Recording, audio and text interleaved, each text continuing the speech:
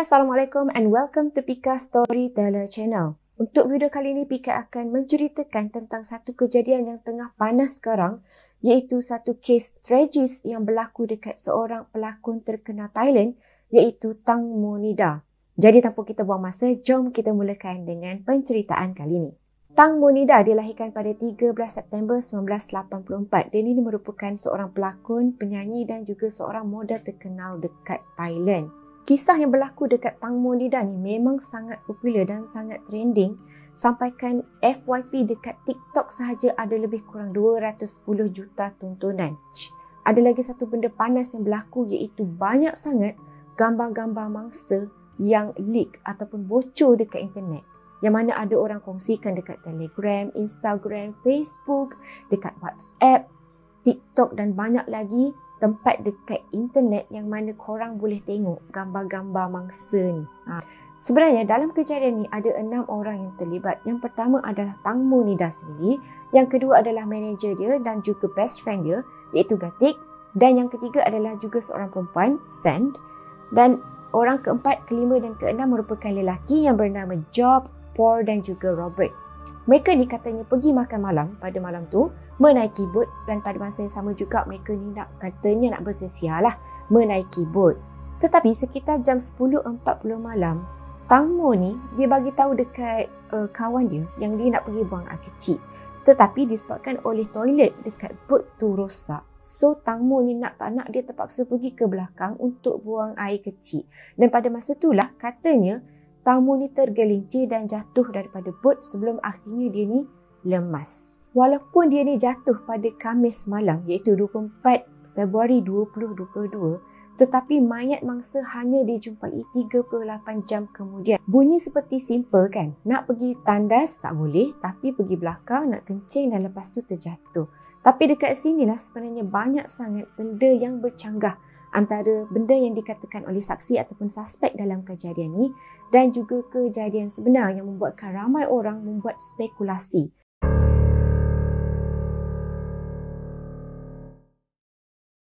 Yang pertama, kata kawan Tang Mo ni, Tang Mo tu dia nak terkencing. So, dia decide untuk pergi ke belakang untuk buang air kecil. Tetapi hasil siasatan daripada pakar forensik mengatakan yang agak mustahil sebenarnya dengan alasan nak pergi ke belakang untuk buang air kecil. Sebab mayat Tang Mo tu ditemui dalam keadaan yang mana beliau pada hari tu memakai baju bodysuit. Jadi orang yang pakai bodysuit ni nampak seperti seolah-olah bukanlah, orang kata bila dia jatuh tu kan, seolah-olah bukanlah dia dalam keadaan dia nak pergi kencing. Sebab kalau nak kencing takkanlah dia pakai bodysuit, betul tak? Dan lagi satu, dia merupakan seorang artis yang popular. Takkanlah dia nak pergi ke belakang sana semata-mata untuk buang air kecil. Tak boleh ke dia tunggu? Dan lagi satu dekat sini, ada beberapa nelayan yang mengatakan mereka nampak bot tu dalam keadaan yang sangat-sangat laju dan pernah buat pusingan dengan sangat laju juga. Dan bila polis buat siasatan, polis mengatakan sekiranya bot tu dalam keadaan kelajuan macam tu, jarak antara tempat tu dengan restoran lebih kurang 30 minit saja. Takkanlah Tang Mo ni tak boleh tahan untuk pergi kencing dekat tempat yang lagi proper. Dan lagi satu dekat sini, ada sekali tu kawan dia bagi tahu masa Tang Mo tengah buang air kecil, bot ni tiba-tiba macam mengejut tau. Mungkin macam melompat macam tu lah lebih kurang. So Tang Mo ni masa sebelum dia jatuh, dia sempat pegang kaki kawan dia. Tapi disebabkan kawan dia ni, kononnya kawan dia tu takut yang kalau Tang Mo pegang kaki dia, nanti kan dia pun jatuh juga dalam air. So pada masa tu, sebagai kawan yang sangat baik ni, dia pun pergi tolak tangan Tang Mo ni. Tang Mo pula. Dia pergi tolak tangan Tang Mo ni. So, Tang Mo pun jatuhlah seorang diri ke dalam sungai. Lepas kejadian tu, bila mereka semua ni katanya cari Tang Mo ni selama lebih kurang beberapa jam tapi tak jumpa disebabkan oleh air yang deras dan lagi satu keadaan yang sangat gelap. Yang peliknya, selepas mereka sampai semula dekat pelabuhan, dekat dek tu, bila orang tengok dekat rakaman CCTV, kesemua mereka ni nampak seperti tenang, macam tak ada benda pun yang berlaku. Sedangkan kawan dia orang hilang ni tau, dekat laut tu, dekat sungai tu. tapi mereka nampak macam relax, macam as if nothing happens. Dan bila orang tanya dekat kawan Tang Mo selaku pengurus dia tu, apa yang berlaku semua kan, dia kata kalau Tang Mo tu hilang, kalau Tang Mo tu tak ada, dia hilang mata pencarian. Maksudnya dekat sini seolah-olah dia tak kisah pun Tang Mo tu hilang sebab dia lagi risaukan tentang kehilangan mata pencarian. Sedangkan Tang Mo ni duduk bersama tahu dengan dia dan juga anak kepada pengurus tu. Dan lagi satu benda yang pelik, mungkin korang ada yang tahu, ada yang tak tahu kot. Yang mana sebenarnya 10 bulan sebelum kejadian ni, Tang Mo pernah beli satu insurans kemalangan dan nama pewaris dalam insurans tu adalah nama anak kepada best friend dia, iaitu anak pengurus dia yang bernama Easter. Dan jumlah yang ada dekat insurans tu adalah sekitar 1 juta baht. Lagilah orang suspicious, lagilah orang syak yang mungkin benda ni sebenarnya telah pun dirancang oleh someone yang mungkin dapat benefit daripada kematian Tang Mo ni dah. Ada lagi satu benda yang buatkan orang rasa nak marah dekat kawan dia, selaku pengurus dia tu, adalah selepas orang tanya dia, kenapa dia tak terus bagi tahu dekat ahli keluarga Tang Mo ni dah tentang apa yang berlaku. Boleh pula Gatik ni dia bagi tahu dekat orang yang buat apa dia bagi tahu dekat mak Tang Mo ni dah tentang apa yang berlaku dekat anak dia. Sebab mak dia ni bukannya scuba diver. Mak dia tak boleh tolong pun mencari anak dia. Kalau kita seorang kawan yang baik, mesti kita akan rasa benda pertama yang patut kita bagi tahu adalah kawan kita punya family tu. Betul tak? Tapi dekat sini boleh nampak yang seakan-akan Gatik ni dia tak kisah pun kalau Tang Mo ni mati ke, hilang ke. Lagi pula, selepas daripada kejadian tu, dia dengan relaxnya boleh bawa memandu kereta Tang Mo dan juga pakai baju Tang Mo tanpa rasa segan, tanpa rasa bersalah. Kalau korang mesti rasa macam suspicious sangat-sangat dekat kawan dia ni. Spekulasi yang lain pula keluar adalah bila mana orang kata yang Tang Mo ni, bila ahli forensik buat bedah siasat, mereka ada jumpa pasir dan juga lumpur dekat dalam paru-paru Tang Mo dan mereka sahkan yang memang betul Tang Mo ni meninggal disebabkan oleh dia lemas. Tetapi bila mak Tang Mo dengar tentang kisah ni, dia kata mustahil sangat-sangat sebab katanya anak dia ni, Tang Mo ni dah ni, merupakan seorang perenang yang sangat handal sejak daripada kecil. Dan lagi menyeramkan, ada juga mengatakan gambar-gambar yang membuktikan Tang Mo ni pandai berenang dekat dalam Instagram dia tak ada. Tiba-tiba kena delete oleh someone yang boleh access dekat dia punya Instagram dan menunjukkan seolah-olah ada orang ni try untuk cover, untuk bagi tahu dekat semua orang yang Tang Mo ni sebenarnya tak pandai berenang. Tapi mak dia mesti dah lebih mengetahui Tang Mo, betul tak?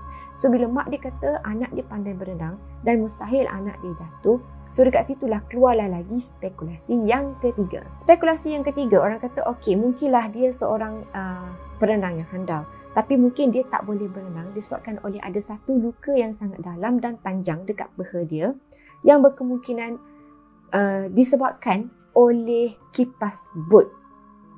So maksudnya kalau contoh biasa dia jatuh tu dia kena, jadi walaupun dia ni seorang perenang yang pandai, bila kena kipas bot tu, kaki dia cedera kan dengan sangat teruk. So benda itulah yang membuatkan dia tak boleh berenang dengan sempurna. So that's why lah dia lemas.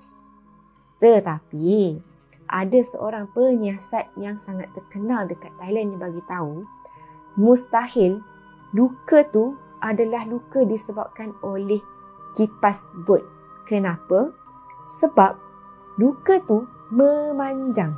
Sedangkan kalau betul kena kipas bot, luka dekat peha Tang Mo ni dah tu mestilah dalam keadaan yang sangat teruk ataupun mungkin daging dia akan hancur. Tetapi luka tu kelihatan seperti luka sebelum dia jatuh. Suspicious tak? Dan dalam banyak-banyak spekulasi yang timbul, mak Tang Mo cakap ada satu video ni yang menunjukkan anak dia dalam keadaan sedih dekat belakang bot. Seolah-olah dia tak suka berada dekat situ. Dipaksa untuk datang ke situ. Dan ada juga yang mengatakan sebenarnya Tang Mo ni dia tak nak naik bot tu tetapi dijemput oleh pengurus dia. Sebab lepas dia naik, rupa-rupanya dia ni kena melayan seorang VVIP Tapi disebabkan tamu tak nak layan VVIP tu, masa tu berlaku sedikit pergaduhan yang menyebabkan dia dibunuh. Sebab lagi satu, penyiasat persendirian tu kata, mereka yang terlibat tu adalah orang yang berada, tetapi dia harap semoga kes ni diselesaikan dengan segera dan diadili sebaik mungkin. So, orang akan cakap, kenapa penyiasat persendirian tu cakap macam tu? Adakah kes ni turut melibatkan orang VVIP, orang kenamaan, dan someone try untuk cover kejadian ni dan membuatkan seolah-olah kejadian yang menimpa tamu Nida ni adalah kejadian yang berlaku disebabkan oleh kemalangan, bukannya dirancang.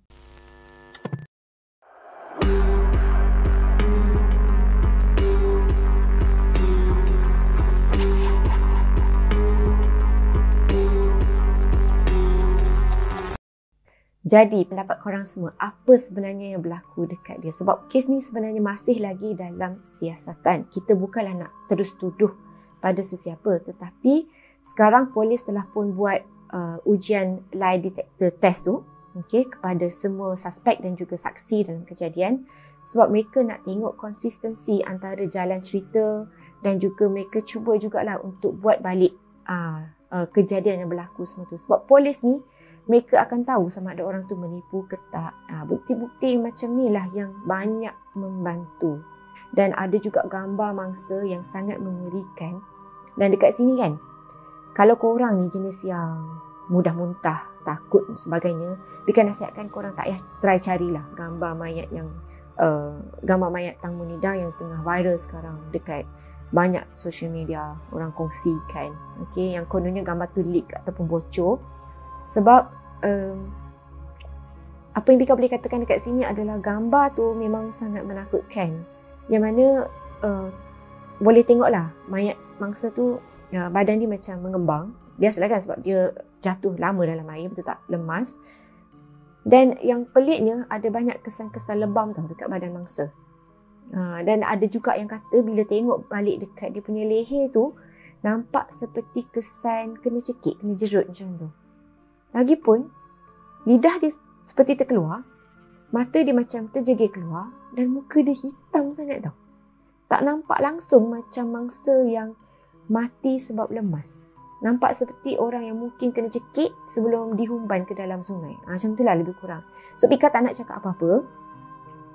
Korang boleh teruskan buat spekulasi dan sebagainya sebab Pika cuma menyampaikan apa yang hasil pada bacaan Pika.